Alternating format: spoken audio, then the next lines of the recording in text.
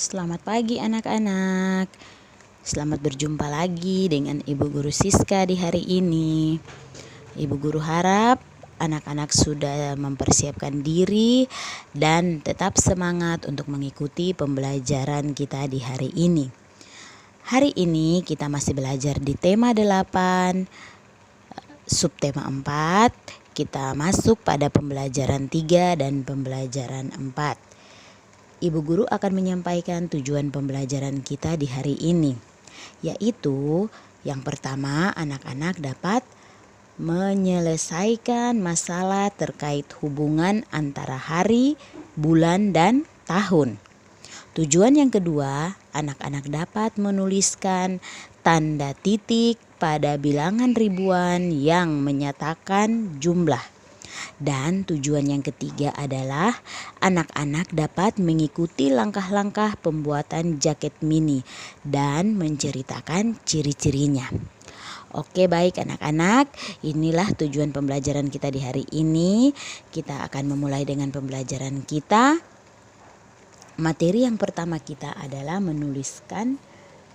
menyelesaikan masalah terkait hubungan antara hari, bulan, dan tahun. Nah, kalau di pembelajaran sebelumnya kita sudah belajar tentang hubungan antara hari, minggu, dan bulan. Sekarang kita akan belajar menyelesaikan masalah atau hubungan antara hari, bulan, dan tahun.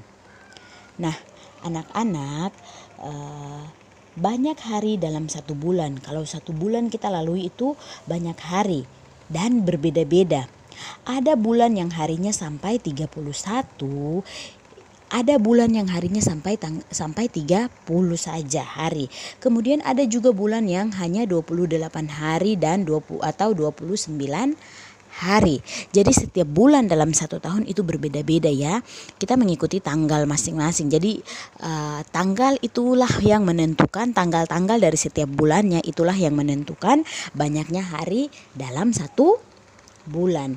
Nah, dirata-ratakan, jadi ini dirata-ratakan, satu bulan itu dirata-ratakan menjadi 30 hari. Di pelajaran kali ini kita akan belajar menghitung berapa hari dalam satu bulan. Nah, atau berapa hari dalam berapa bulan, 2 bulan misalnya, 3 bulan misalnya, seperti itu. Jadi yang perlu anak-anak ingat adalah satu bulan itu ada 30 hari atau 30 hari sama dengan satu bulan. Ya, anak-anak bisa perhatikan contoh yang Ibu Guru tampilkan di sini.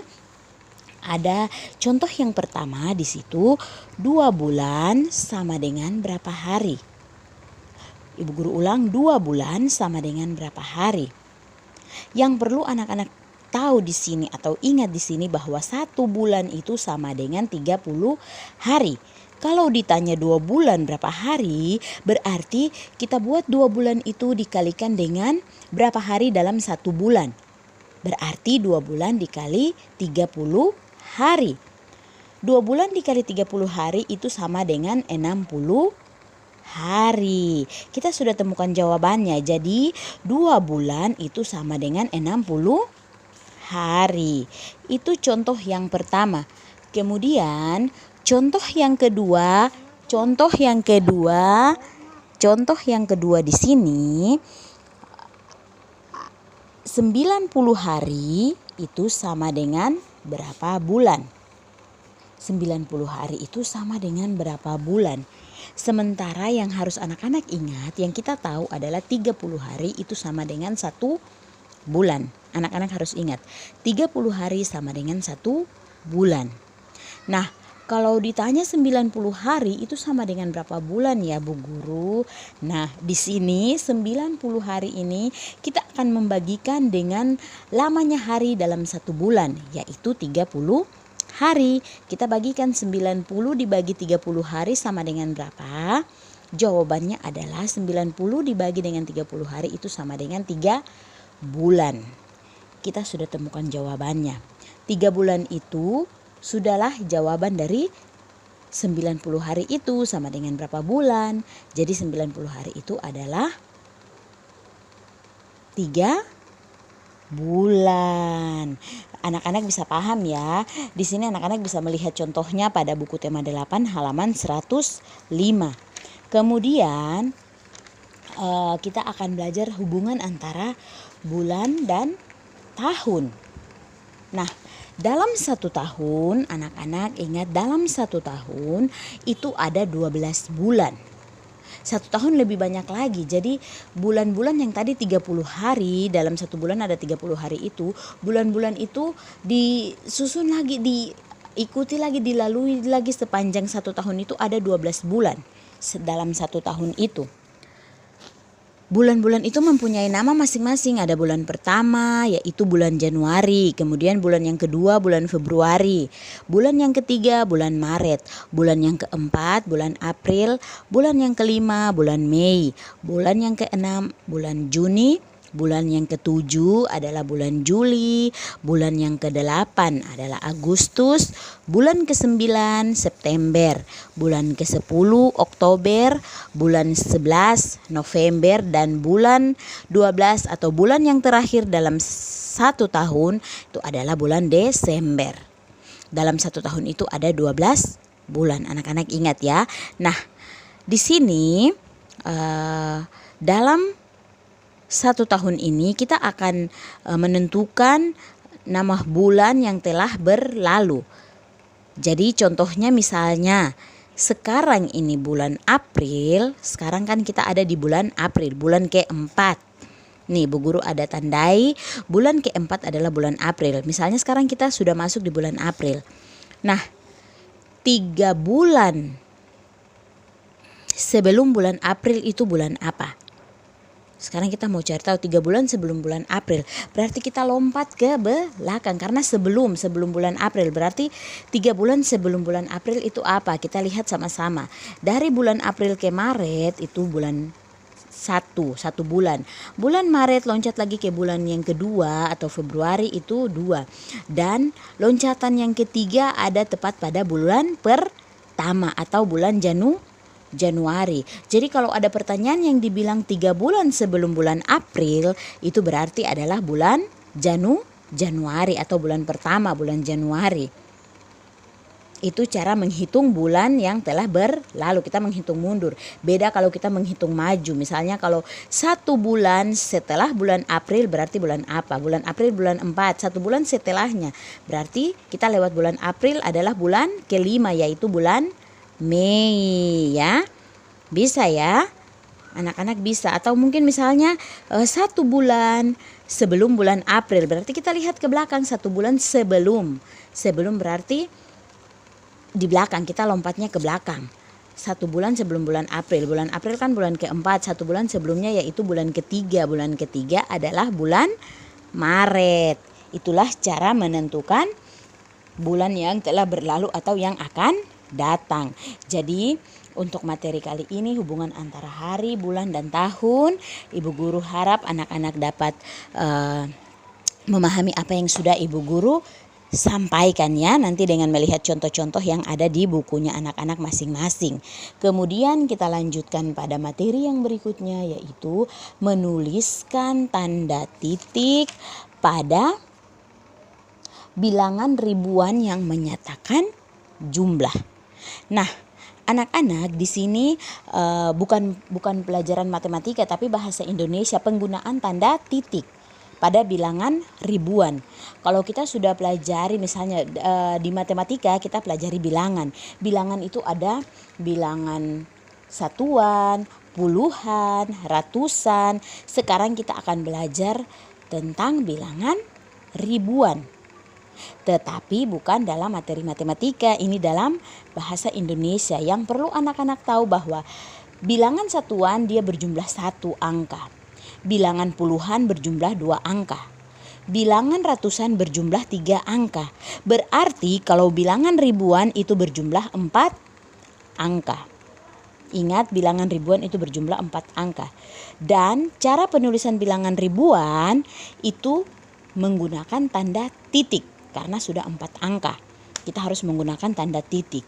Tanda titik itu yang menyatakan jumlah dari bilangan tersebut, dari bilangan ribuan. Nah, bilangan ribuan kenapa harus menggunakan tanda titik? Karena dia menyatakan jumlah.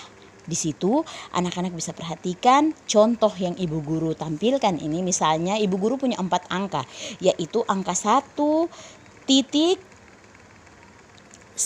000 misalnya 1 titik 000. Ini kalau dibaca 1000. Tetapi bagaimana cara menulisnya? Cara menggunakan tanda titik supaya menyatakan bahwa angka ini adalah bilangan ribuan. Untuk menggunakannya adalah tanda titik itu kita letakkan di depan 3 angka terakhir. Kalau 3 angka terakhir berarti kita hitung dari belakang ya. 0 yang pertama, 0 yang kedua, dan 0 yang ketiga. Nah, berarti tanda titik kita taruh di tepat 0 yang ketiga. Ya, di depannya 0 yang ketiga. 1, 2, 3 titik. Lalu angka satunya di paling depan. Kalau sudah seperti ini akan dibaca adalah 1000. Itu adalah bilangan 1000. Jadi beda dengan angka ratusan. Kalau angka ratusan kita tidak pakai 0. Tidak pakai titik. Angka ratusan kita pakai 0 tapi tidak pakai titik. Kalau angka ribuan kita harus pakai titik. Dan titiknya itu terletak di depan 3 angka terakhir. Seperti tadi Bu Guru sudah jelaskan. 0 yang pertama kita hitung dari belakang. 01, 02, 03 lalu taruh tanda titik. Begitu. Kalau masih ada angka lagi yang banyak ke depan, kita hitung lagi sampai 3 angka lagi titik. Seperti itu. Nah, ini Bu Guru kasih contoh saja seperti ini. Semoga anak-anak bisa memahami materi yang sekarang, yang hari ini ya, materi sekarang ini. Dan kemudian kita lanjutkan pada materi yang berikutnya, yaitu mengikuti langkah-langkah pembuatan jaket mini. Nah, kita sudah belajar melewati beberapa prakarya yang kita buat ya, seperti yang sudah Ibu Guru kasih contoh-contoh sebelumnya. Kemarin kita sudah belajar membuat rancangan prakarya dari bahan buatan, yaitu jaket mini. Kita sudah belajar itu. Sekarang kita akan mengikuti langkah-langkah untuk pembuatan jaket mini ini. Apa saja langkah-langkah yang dapat kita ikuti? Anak-anak bisa lihat pada buku halaman 107. Di halaman 107 itu ada 5 langkah untuk membuat jaket mini. Yaitu langkah yang pertama, menyiapkan alat, bahan, dan rancangan prakarya. Kalau kita sudah menyiapkan alat, bahan, dan rancangan prakarya, kita akan masuk pada langkah yang kedua, yaitu menggambar polanya. Pola jaketnya pada kain flanel, pada flanel yang sudah kita siapkan. Flanel kan termasuk bahan. Itu masuk pada langkah yang pertama. Nah, setelah kita sudah menyiapkan bahan, kita masuk menggambar pola. Kalau sudah menggambar pola, kita mulai memotong dengan menggunakan gunting alat tadi. Memotong gambar pola itu sesuai dengan yang kita inginkan. Nah, kalau kita sudah memotong, kita siap untuk merangkai. Merangkainya menggunakan lem. Merangkai potongan-potongan pola jaket mini tadi dengan menggunakan lem. Setelah kita sudah merangkai, kita mulai menghias. Merangkai dan menghias kita menggunakan lem. Kita menghias. Kalau sudah menghias menggunakan kenop-kenop, jadilah jaket mini yang kita buat. Itulah hasil prakarya kita dalam pembelajaran kali ini. Jadi anak-anak kalau mau mencobanya di rumah, silahkan mengikuti langkah-langkah yang sudah ada di halaman 107. Anak-anak bisa membuka dan melihatnya sama-sama. Kemudian kalau jaket mininya sudah jadi, kita akan menceritakan ciri-ciri dari jaket tersebut. Apa sih ciri-ciri dari jaket tersebut? Nah, ciri-cirinya adalah bahwa prakarya pada gambar ini adalah jaket mini, bentuk jaket mini. Itu namanya ya, bentuk dan namanya adalah prakarya jaket mini. Prakarya ini dibuat dari bahan buatan. Ciri yang kedua, prakarya ini dibuat dari bahan buatan, dan bahan buatan yang digunakan adalah bahan flanel dan kancing baju. Itulah ciri-ciri dari prakarya. Itulah ciri-ciri prakarya dari bahan buatan, yaitu jaket mini. Sampai di sini Ibu Guru cukupkan dulu. Ibu Guru sekian dulu pembelajaran kita di hari ini. Nanti kita akan berjumpa lagi di pembelajaran yang berikutnya, di video yang berikutnya ya. Jadi selamat belajar, sukses selalu buat anak-anak, dan terima kasih.